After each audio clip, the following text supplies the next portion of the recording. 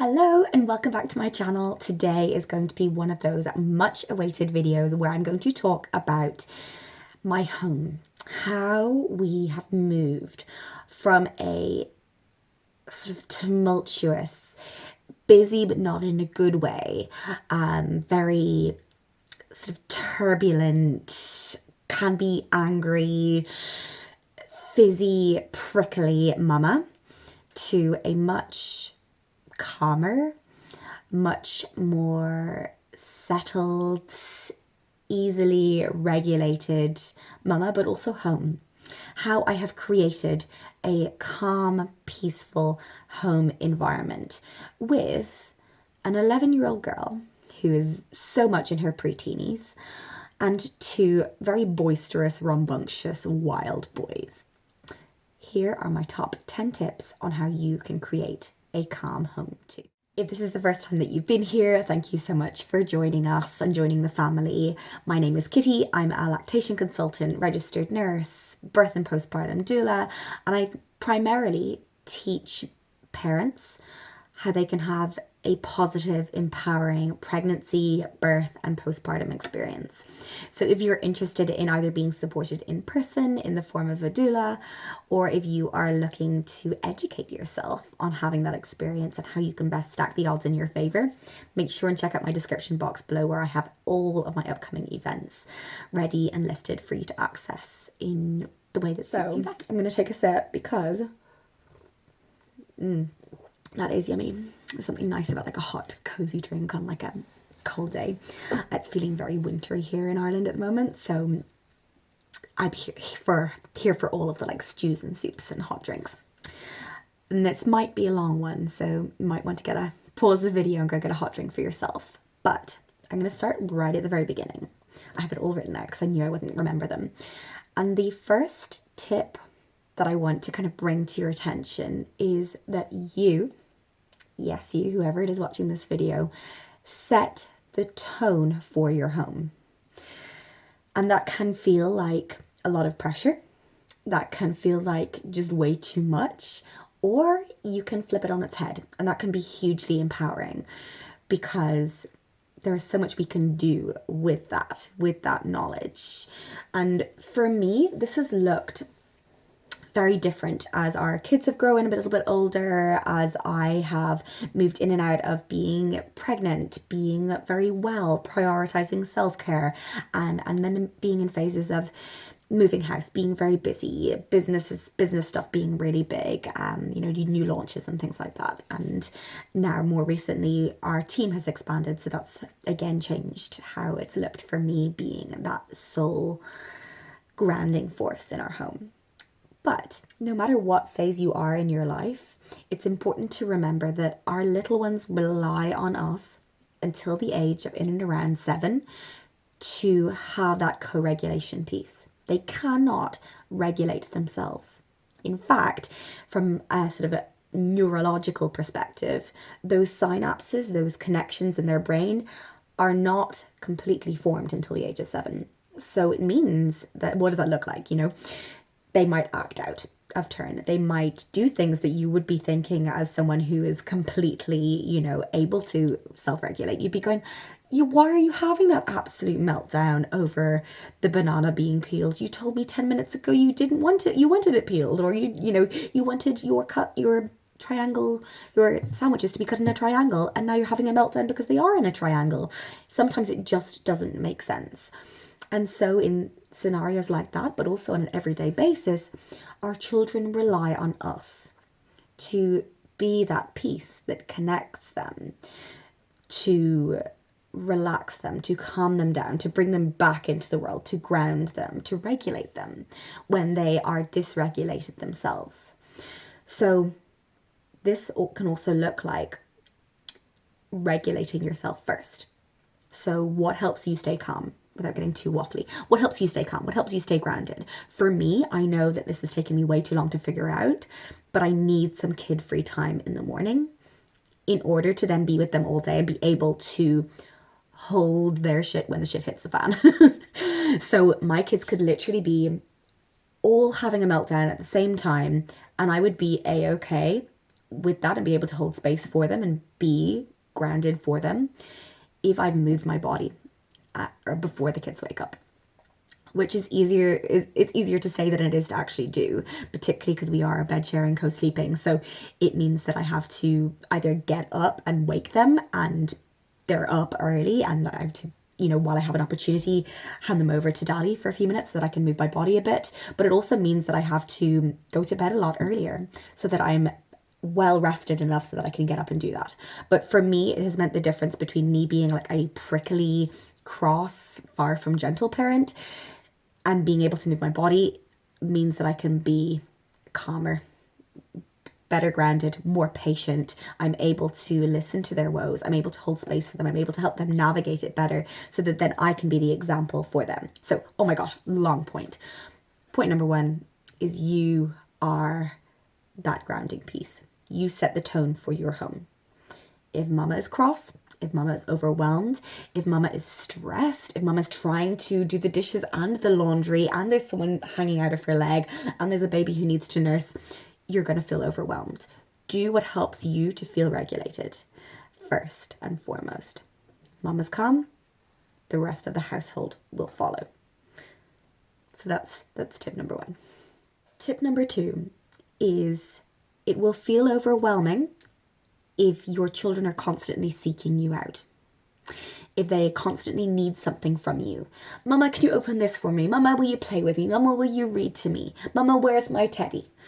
If your child is constantly needing you and seeking you out, it can feel like a lot, both from like a sensory perspective, but also from oh my gosh, everyone needs a part of me and there's only so much of me left, particularly if you're not getting that chance for the self-care, the chance to fill up your cup first. Or maybe you've had a shitty night's sleep. Probably shouldn't be swearing.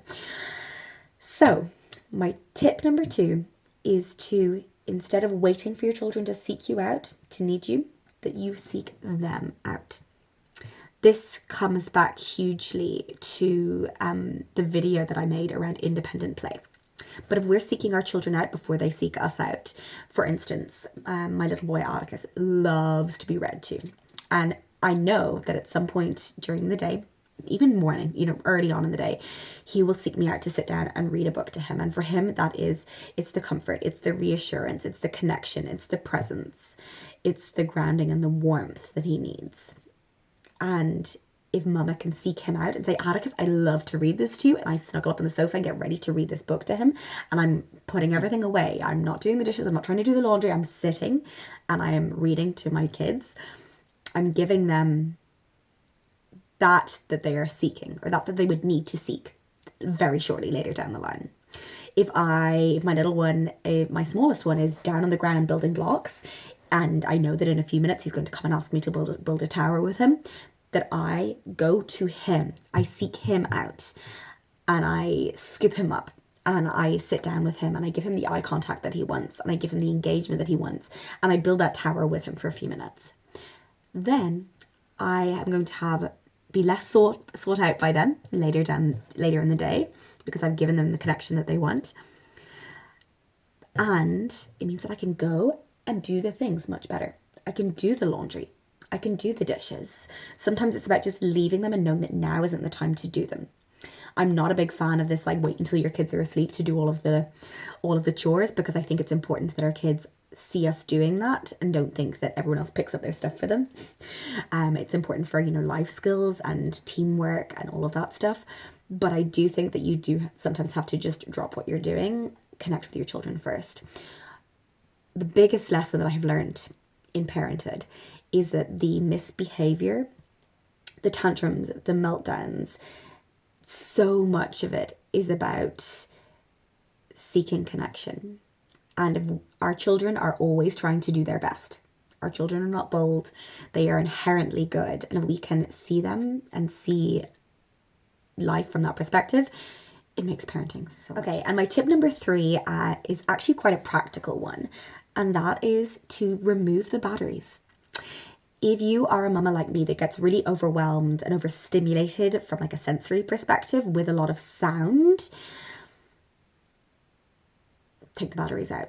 Either full stop, don't get them in the first place, or if you are getting a lot of, battery toys that make a lot of sound, they're really overwhelming to you, really overstimulating, my most recent tip is to make them become outside toys.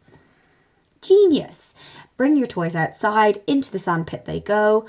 A few days later, Mama, my fire engine's not making noise anymore. And I go, oh no, how sad. I wonder what that is. Maybe it's just finished, and we'll just play with it as it is without the noise. Maybe that's a little bit mean.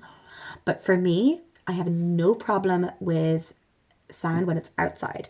So bring your battery operated toys outside, or just remove the batteries altogether, and make it really clear to those of you who might be gifting your kids, your family, that you don't want toys that require batteries. That's been a game changer for me from like an auditory sensory overload perspective. And respect your own sensory stuff as well. So that might seem really obvious for you with the batteries, but for me, it could even be like having the radio on in the background. I could be cooking dinner, the kids are playing nicely, and if I have the radio on in the background, that can feel like too much. So being able to respect that and sometimes say it out loud. Hey, this is feeling like too much for me right now. I'm going to turn on something a bit more relaxing, or I'm going to just switch it off while we're all in the same space together. And respecting your own boundaries, again, makes parenting that little bit calmer. The next one you might not enjoy, and that is my feelings around screen time, TV time, whether it's a phone or an iPad or some sort of a device. Our kids' brains are not made to manage the constant sensory input, whether that is the flashing colors, the movement, the storyline, the voices. It's too much for them. And so what you might have noticed happens is you might think, okay, I'm going to get a little bit of a break here. I'm going to use the TV time to get the dinner cooked, or for me to sit down and like read my book for a minute or whatever, or scroll on my phone. Great, beautiful. Is it really worth it? Because then when you go to turn off the TV, cue instantaneous meltdown. And if that hasn't been happening for you, wonderful. And if you're trying to avoid that, 2 things you can do. Make the expectations really clear. Let your little one know, hey, we are going to watch one show and that is it. Then it's going to be turned off. Netflix and things like that tend to run into the next show. So you have to be okay with that. You have to be on the ball. You have to know when to turn it off. Setting a timer. When the timer goes off, this is what it means. Then we're turning it off. Having those expectations in place mean that it's going to be less jarring for them when you do get up and turn the telly off. The next thing would be mindful of what your little ones are watching. We don't have a TV in this house, but if our kids are going to watch a show, I have a carefully curated list of shows that are, yes, informative and educational and have a lovely storyline, but are also slow moving. So this isn't to say that they aren't really, really lovely. And if you would love a list of the shows that I allow my kids to watch, let me know, maybe in the comment section down below, and I can put that together for you, maybe in a little PDF or something. But we watch shows that are not high stimulation, so that it means that when we come away from that, our kids aren't completely dysregulated and have a massive meltdown. So keep it to a minimum, slower shows, and keep the expectations around TV time really, really clear. Next one, I feel like a little bit of a hypocrite in saying, but clutter, minimizing clutter. We have been going through as a very proud, what's the opposite of a minimalist? A maximalist. I like a lot of stuff. We've been working on that, as you can see in the background. I have a pelvis over there because I've been doing a bit of teaching, but this is our bedroom. It is clear, it is pretty empty, there's not a whole lot of stuff in here.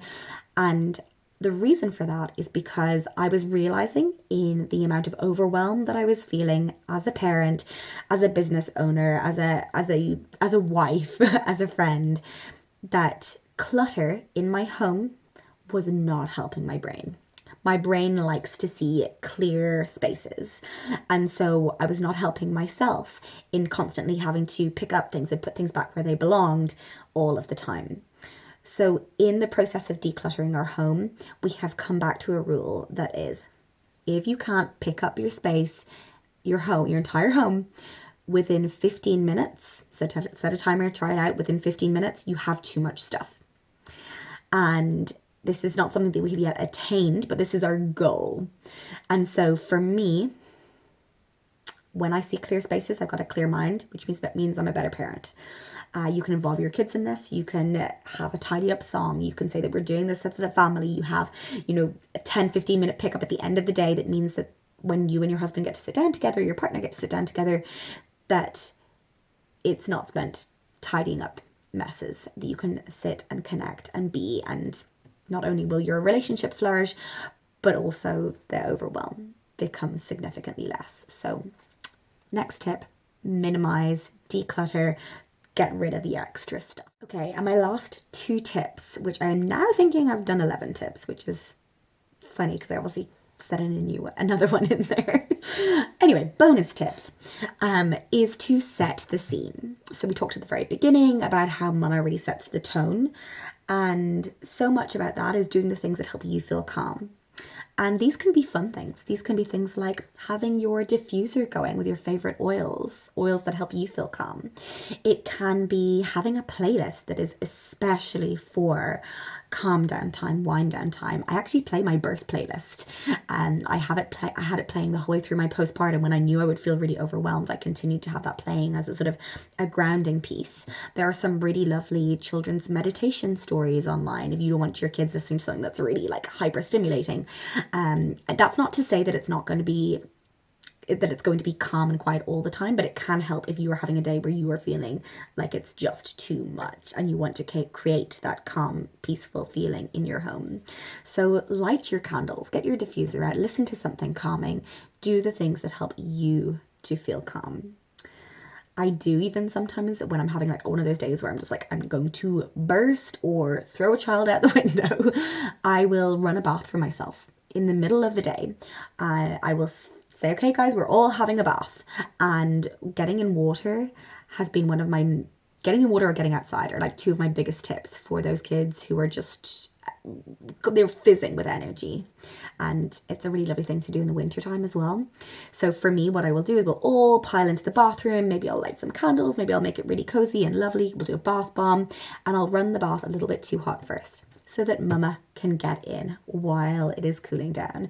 So for me, I get to de-stress, I get to decompress before the kids get in and cause more of a ruckus. Okay, and my final tip for creating a calm and peaceful home is to have a yes space. What is a yes space? I can hear you already asking.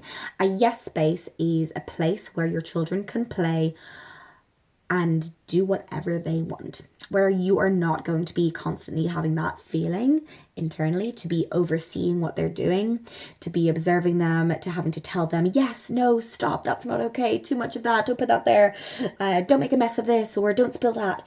It's a place where they can throw, where they can kick, where they can pour messy things everywhere, where they can sprinkle, where they can make a sludge, where they can get messy. This is your yes space. Typically, this is an outdoor space if you have somewhere that is accessible to you, and make a big deal out of it. This is your yes space. The answer is going to be yes for whatever it is that you do here, within reason, things that are safe, But for us, our garden is a yes space. It was really important to us that it was a contained space where I didn't feel like I had to constantly be observing the kids, where they can play with mud, play with sand, play with the ball. They can throw their bodies around the space in whatever way they want to, in a way that feels good and feels experimental and feels enjoyable to them, where I don't have the constant mental load of having to tell them no or shush. They can be as loud as they want. So finding the clarity around where your yes space is also means that it's a lot clearer when your kids come inside. You can say, okay, we're coming inside now. This is not a yes space. We are going to turn down the volume and come back to our indoor voice. And that's really helpful too if we have it the other way around. So we might be, particularly on mornings, our kids wake up like fizzy, ready for the day, full of energy. And so almost immediately we have to say, okay, you know, we're inside, so this is an inside voice. It sounds like that's an outside voice that you're making. If you'd like to go outside, why don't you pop on your boots and out you go? And sometimes that's exactly what happens. We just pop the boots on, outside we go, almost as if you would walk your dog. We walk our toddlers and get them outside so that they can move their body in the fresh air. And that has been so, so helpful. Okay, I hope you've enjoyed this little video on creating calm in your home. I hope you found some of these tips helpful. Perhaps I will come back and curate a kind of blog post to go with this video so that you can come back and look at like a little list of things to help create that sense of calm for you. I'm going to sit and finish the rest of my coffee, and I hope you have a beautiful day.